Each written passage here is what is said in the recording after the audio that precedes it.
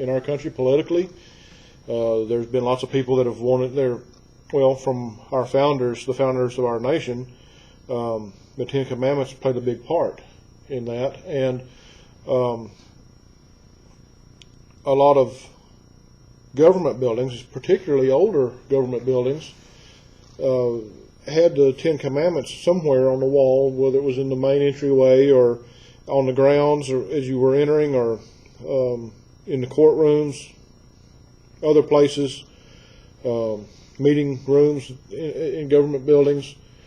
They had the Ten Commandments posted as a reminder of our founding. And a lot of places began taking those down because a minority of people have complained. And as a nation, we've suffered because of it, because they're no longer taught. Even schools. I can remember in my early days in school, I guess would have been the beginning of people removing those from the classroom, because the first two teachers I had were at retirement age and retired shortly after I went through their classes, and they were both church-going women. I believe their husbands may have even been deacons in their churches, and so we said prayer before school started, before class started in the mornings, and the Pledge of Allegiance, and there was nothing. I can't remember which one. One of them, at least one of them, had the Ten Commandments posted on the wall, but not anymore.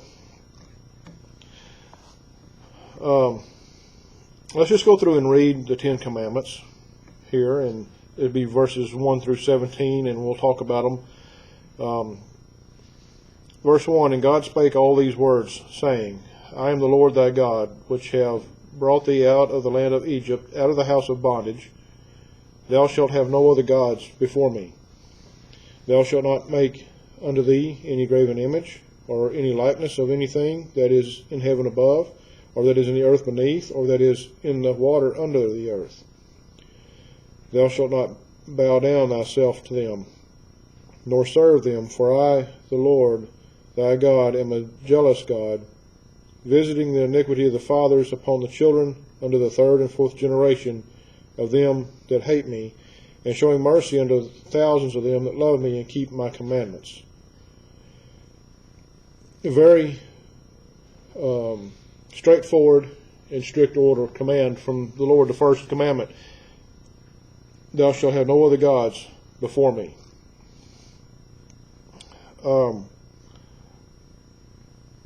And like I said, very straightforward. There's no doubt what God intended here. There's no discussion. There's no debate over what God intended. All you have to do is read it.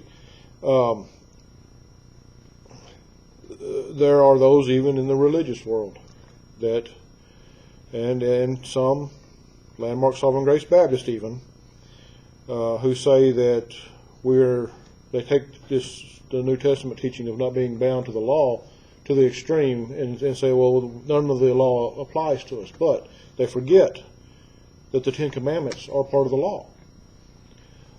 That's a fact. They are part of, this is, what we're reading here is God was giving Moses the laws for the people to obey, to follow. These are what's referred to by many as the social laws, if you will. So even though thou shalt have no other gods before me. And I think something we have to remember too is, yes, he was giving this to the nation of Israel, but these are things that are good for all of God's people. This command, thou shalt have no other gods before me, in the context that this is written, is not to everybody in the world, it's to God's people. We know the heathen are going to have their own gods. They shouldn't, but they do. God's people, on the other hand, we don't expect God's people to have other gods, but we do. And we read this and we see he talks about the graven images, and we think about idols and those types of things, statues. Some who claim Christianity have their houses of worship lined with idols and with statues and gold and silver trinkets and all those pictures. And I can remember growing up, we had family that were Methodist, and we would, there was a time or two we had to go to a funeral at a Methodist church, and the stained glass windows they had there that had pictures of what was supposed to be Jesus and the cross, and pictures of what was supposed to be the disciples, the Lord's, the famous picture of the Lord's Supper, supposedly. There's all types of things that men have done that, for one, it's just a guess on those things. But the Scripture clearly says we're not to have those things. We're not to, there's nothing, and particularly since we have no idea what Jesus looked like when he walked on this earth. The people that made those paintings and those images had no idea what he looked like. It's a guess. But God clearly says here not to have them. And the reason is because man would naturally worship them.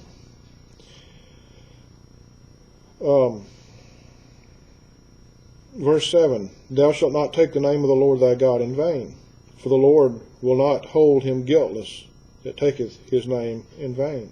And there are different ways of doing that. It's not just the curse word that we normally think of. If we claim to be a Christian, we claim to be godly, and we're not, we've taken God's name in vain.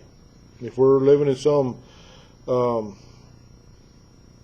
open, vile sin, and yet claim to be a child of God, that's taking the Lord's name in vain. Remember the Sabbath day to keep it holy. Now today we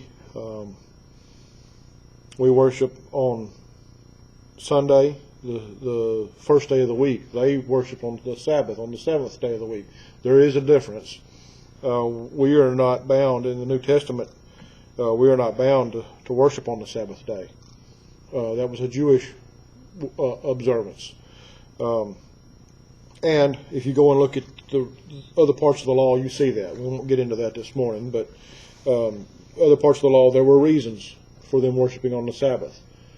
We have a reason to worship on the first day of the week, which is because that's the day that our Lord rose from the dead.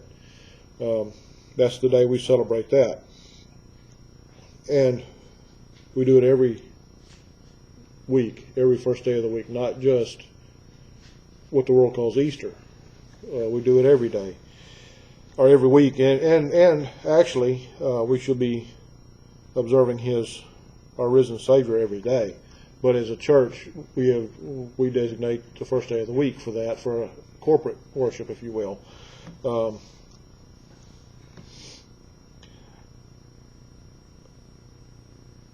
Verse 9, 6 days shalt thou labor and do all thy work, but the seventh day is the Sabbath of the Lord thy God. In it thou shalt not do any work, thou nor thy son, nor thy daughter, nor thy manservant, nor thy maidservant, nor thy cattle, nor thy stranger that is within thy gates. For in 6 days the Lord made the heaven and earth, the sea, and all that in them is, and rested the seventh day. Wherefore the Lord blessed the Sabbath day and hallowed it. So there's reasons. There's your reasons, part of your reasons why they were to observe on the Sabbath, because God rested on the seventh day after creation. And they were commanded not to do any work at all on the Sabbath. Now, we don't go to that extreme today. I know some who try, who will say, well, I'm not going to do anything on the Sabbath. Well, if you're a pastor, you got to. For one, this is our job. This is my job. It is to come here and preach the Word on the Lord's day. Um, there are those who won't they won't go out and shop. They won't go out to a restaurant. They won't those things. As far as I'm concerned personally, that's between you and the Lord. If that's what you choose to do, fine. Nothing wrong with that. I think it's an admirable thing. But you not going to a restaurant or you not going to the gas station on Sunday is not going to keep somebody from working. If that's their job, they got to be there. They don't have a choice, whether you're there or not. The other thing, I guess, you can look at it too is if you're going to stay home on that day, somebody's going to have to work to cook your meals and to wash your dishes. So either way, you're those who try to stick strictly to God's law, you're still breaking God's law by cooking and cleaning dishes and doing whatever else to prepare a meal according to what it says here. But we know that's foolishness. That's not possible. And the Lord, or even Christ, proved in His day. You know, He healed people on the Sabbath. There were times He would walk places on the Sabbath to get to somewhere to preach, and the priest and the Pharisees and the Sadducees would rebuke Him for it. Remember that there were several times He healed somebody on the Sabbath, and they rebuked Him for it, and He called them down for it. And then there's the example of the man with his ox in the ditch on the Sabbath. Is he supposed to leave him there, or does he go out and pull him out of the mud? Well, that would be, for a farmer, would be the dumbest thing you could do, is to leave your ox in the ditch even though it's a Sabbath. You're still going to have to work to get that ox out of the ditch. That's the examples that are given.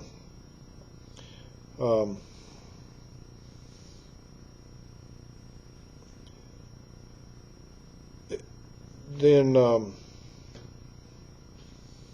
verse 12, honor thy father and thy mother, that thy days may be long upon the land which the Lord thy God giveth thee.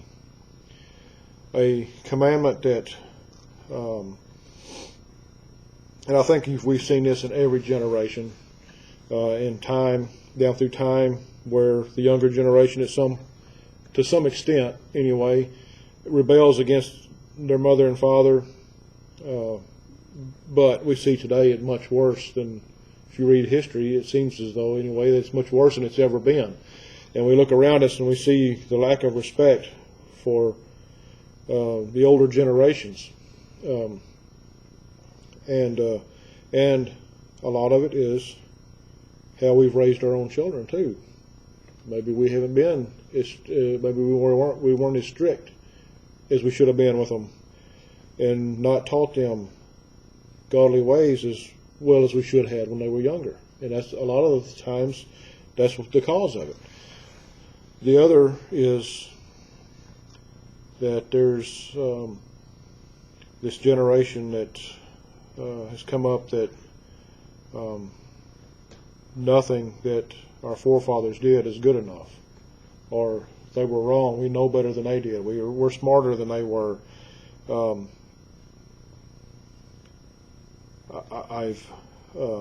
I've had pastors tell me when you ask a question them on things that's a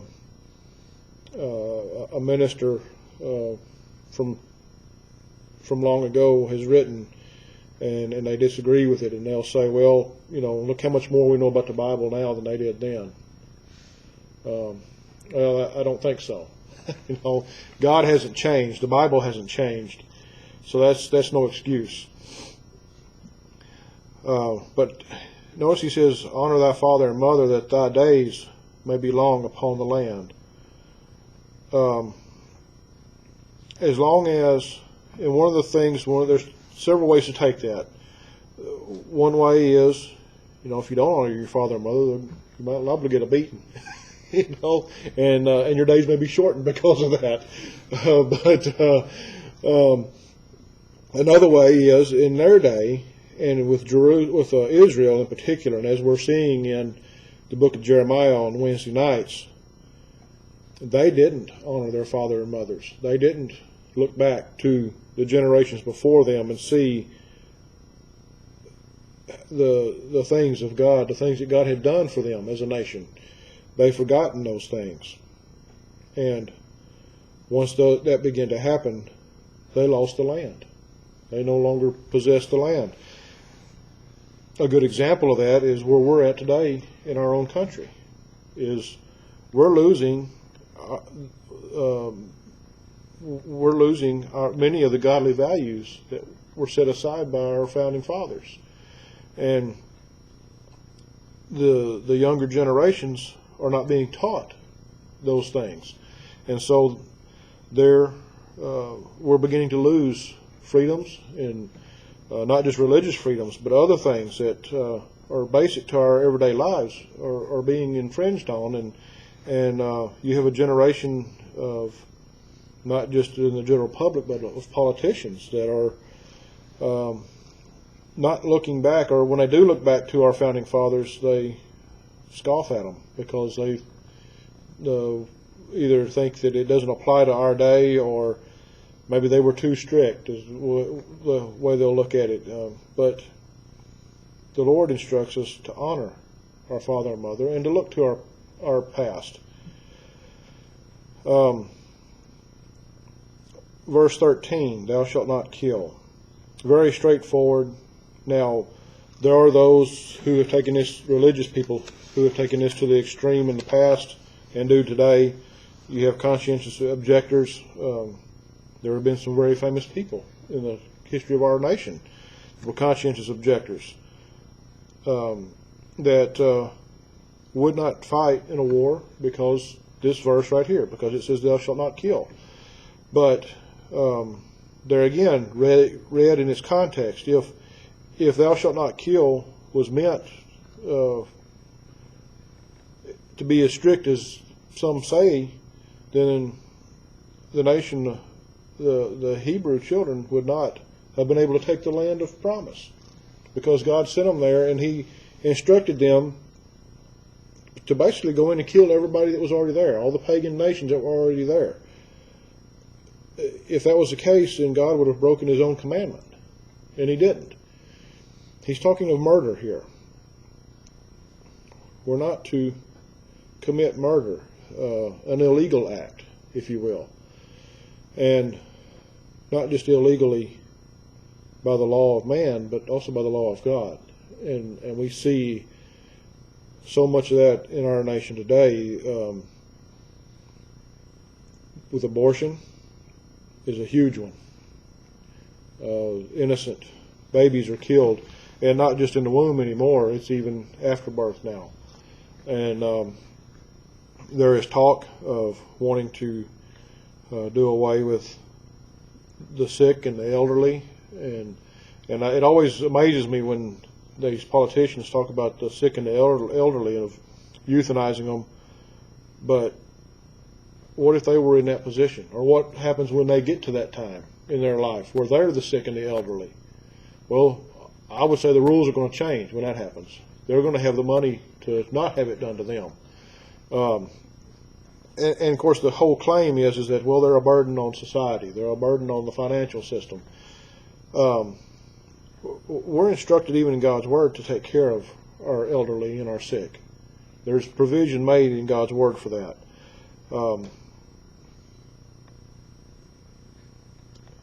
Used to, when our nation did think in more on godly terms, and you had more people going to church, whatever denomination it was, the churches took care of those things, or at least helped take care of those things. When a family couldn't take care of an elderly person, or couldn't take care of a sick person, the churches helped, or somebody in the church would help. Now, people are so financially strapped, and the churches even, not just because of taxes, but now it's because of the lack of membership, are not able to do these things anymore. or at least not like they were. But thou shalt not kill. It's like I said, very straightforward, very easy to understand. We see people who have murdered people who are in prison. God says an eye for an eye, and our justice system at one time, if you killed somebody, that meant that you were going to be put to death also. Now it depends on where you live and who's on the jury, and there's several factors based into that. How much you can buy the lawyers that are there sometimes plays into it. And there are those who get off, who, when there's evidence that there's no doubt that they done it, they get off. So there's no respect for God's law there. Verse 14, thou shalt not commit adultery. And this is rampant today also. We see, you see it on television, you see it in movies, you see it, the people we work with, the people, we may have relatives, who have no respect at all for this this part of the law. You can't. If you got a family, well, whether you got a family or not, as a child of God, I should say, I guess, you got to be careful where you go now. You can go to Walmart and see how the way people are dressed sometimes, and in some churches you can see it. They're promoting it, and yet, if you approach them about it, they'll tell you, well, don't judge me for what I'm doing. You know, judge not lest you be judged is the popular verse that is taken out of context a lot of times. And that applies to all of these commandments. That verse is used. Only God can judge me is what some people will say. Well, okay. God's judged you here with these commandments. Here it is. But you're still doing it. But I'm not supposed to say anything about it. We're supposed to preach the whole counsel of God. In doing that, you have to preach the good, the bad, and the ugly on whatever it is.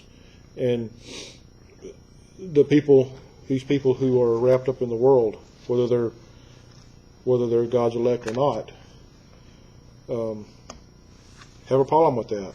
I've preached some on what's called soul liberty, and there's several preachers that I've heard talk on these things. That's how they justify some of the things that they do, whether it's what they watch on television or where they take their kids or whatever. They use that as an excuse. Thou shalt not steal. And that commandment can involve several different aspects. It's several different things. That's not just walking into a store with a gun and robbing it. It's also what do we do in our everyday life as far as where we go. I remember as a kid in school, I don't know about everybody here, but everybody where I grew up in some of the classes I was in, all it took was one guy to figure out how to pop the door open on the Coke machine, and everybody jumped in on it, and that happens. That's stealing. And we don't think nothing about it at the time, but you look back on those things and you think, well, why did I do that?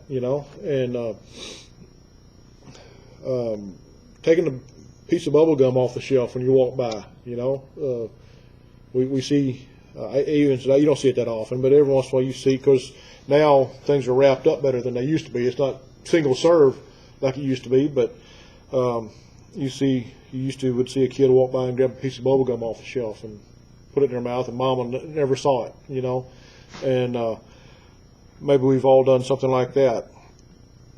But stealing and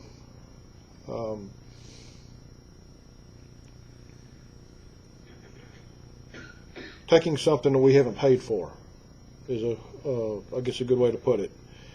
Thou shalt not bear false witness against thy neighbor.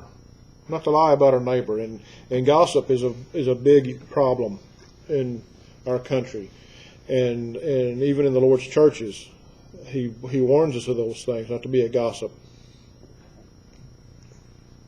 Thou shalt not bear false witness against thy neighbor. Hear the whole story before you say something. For one, don't. You see your neighbor and his wife out there arguing. Don't go and tell everybody, well, my neighbors are getting a divorce, because that might not be the case. Maybe they just like to argue, or I know that's kind of the extreme. I know people, a man would be at home alone and they see another woman pull up. Well, all they had to do was ask to find out that it was his sister or his daughter. And rumors start that way.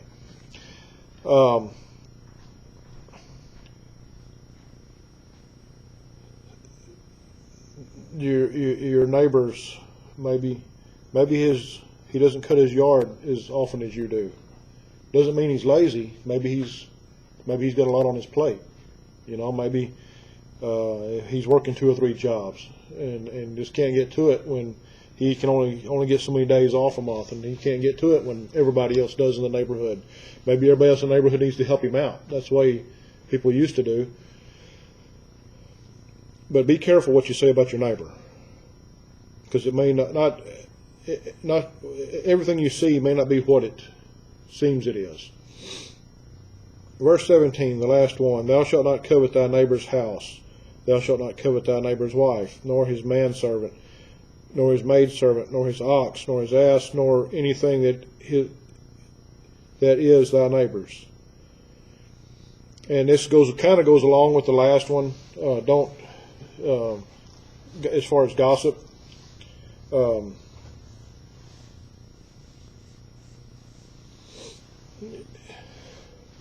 So what if your neighbor has a nicer house than you've got?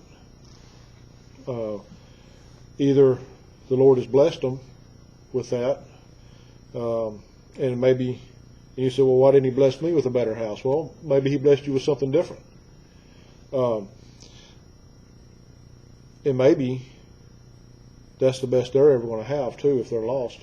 If they're not saved and they're not one of God's elect, they may not get anything any better than that ever. That may be the only enjoyment they ever see in eternity was what they had here. And he lists a whole list of things here that we should not covet. If his wife's a better cook than ours, or if I mentioned mowing the yard, maybe he's got somebody hired to mow his yard. That's none of our business. His ox or his ass, in other words, his mode of transportation, if you will. Maybe he's got a better looking car than we've got, or he's retired and he's got that fancy motorcycle we always dreamed about. But that's not me. Don't misunderstand. I don't care about that, but I know some who do. The things that we dream of having, and for whatever reason, God knows why he hasn't blessed us with those things. And maybe it wouldn't be a blessing if he did give them to us, because he has seen us covet our neighbors. And so, as chastisement, he doesn't give us those things.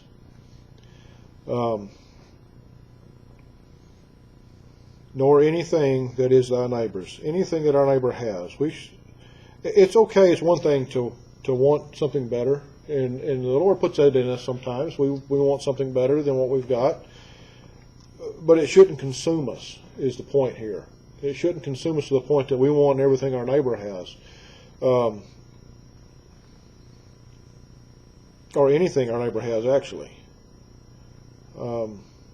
We should be content with what we've got, with what the Lord's give us. If He puts it on our heart to want something better, and He makes a way for it, that's fine. But we shouldn't sit in the house watching our neighbor through the front window, wishing we had what they have. That's carrying it to the extreme. We're going to close the Sunday school time with that. Remember these things. Remember, number one, that the Ten Commandments are part of the law of God. And if anybody, whether it's a pastor or someone in the religious world, tells you, well, we're part of the church now, we don't have to abide by the law of God, the Ten Commandments we still have to abide by. We're still commanded. And you go and read the New Testament, Christ told of the commandments that we had to abide by. And these are social laws, not laws of the temple. There's a difference, and many don't make the correlation there that there's in the difference there that the social laws were different than the laws of the temple, the worship, the laws of worship that they were to observe. Because remember, they had not seen the Messiah yet. He had not come yet. It wouldn't come for many generations. For us, He's already come the first time. He hasn't come the second time yet. We're looking forward to that. But He's already come the first time. He's already come and died on the cross and was resurrected and all that. That's already over with. They were looking forward to that. And that was part of their worship service, was a picture of Him coming. Now, we don't observe the Jewish feast and the other things that go along with those, the holidays they observed, holy days I should say that they observed. We don't observe those things because they're not necessary for us. They're not. It's good to learn about them, don't get me wrong, but we're not commanded to observe them. Nowhere in the New Testament do we see the churches observing the sacrifices or the feast. There are those who, even today, there are those who try to say that we need to follow certain feasts. There's no commandment in the New Testament for that, and no example of the churches of the New Testament doing that. So, but just remember, we are bound to the social laws, and well, we better stop there. So, hopefully, Lord willing, our Sunday school teacher will be back here next Sunday with more on our study on the Kings.